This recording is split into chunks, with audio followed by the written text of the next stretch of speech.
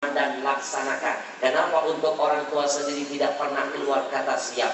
Orang tua selalu saya nomor duakan, orang lain selalu saya dahulukan.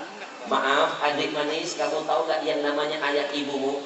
Jangankan untuk orang, maaf, untuk dirimu, kepentingannya dia korbankan. Kamu tahu ibu ayah bangun tidur boro-boro dia mandi, kamu dulu yang dimandikannya. Leres? Lihat yang namanya ibu ayahmu bangun tidur boro-boro dia makan, kamu dulu yang dikenyangkannya. Bahkan ketika malam datang gelap tiba, ayah dan ibu kita tidak lantas menutup matanya. Dia tahan rasa letih dan ngantuknya. Kita dulu yang dinabobokkannya. Begitu anak sudah tidur, ayah dan ibu tidak lantas menyusul. Mereka sibuk menjaga kita dari gigitan seekor nyamuk saja. Haram seekor nyamuk kalau berani menyentuh tubuh anakku.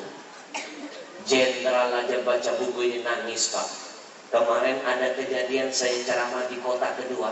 Ada seorang preman, rambut gondrong, muka serem, badan bertato. Saya panggil naik ke panggung. Saya hadiahkan buku saya. Baru dia pegang, belum dia baca, udah nangis-nangis itu preman. Saya tanya, kenapa abang nangis? Ternyata dia nangis karena nggak bisa baca.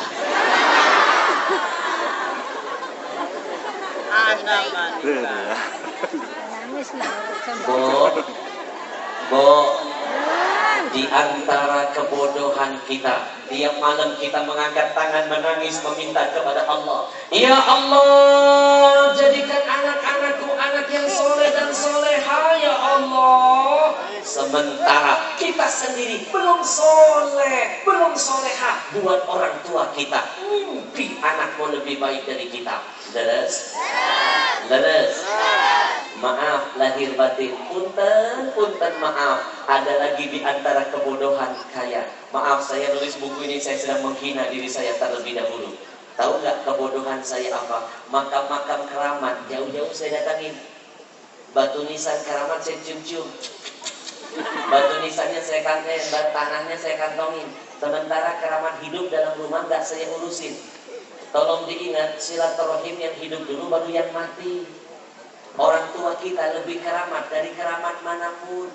Saking keramatnya, yang namanya orang tua, jangankan mendoakan kalian, nyumpahin kalian saja bisa jadi doa. Sumpahnya bisa jadi doa. Ayo adik-adik, masih ingat gak dalam satu riwayat ada kisah seorang yang rajin sholat, namanya Jurej. Tiap hari sholat, satu saat ibunya manggil, Jurej gak jawab, ibunya kesal, lalu keluar kata sumpah, sumpah jadi doa. Ketika Jurej lagi sholat, ibunya manggil, Jurej, oi Jurej. Kira-kira begitu. Jurej lagi sholat, hatinya berkata, Allahumma ummi wa salati, ibuku apa sholatku? Lalu dia milih sholat. 3 kali berturut-turut, ibunya kesal, lalu keluar kata jengkel, ya Allah, 9 bulan aku mengandung dia, aku lahirkan dengan nyawa taruhannya, aku manggil dia gak jawab, ya Allah tolong kasih pelajaran buat dia ini, kasih pelajaran ya Allah, jangan kau wafatkan Jurej sampai dia merasa dalam hidupnya pernah merasakan dahsyatnya difitnah. Jurej difitnah ketika hidupnya.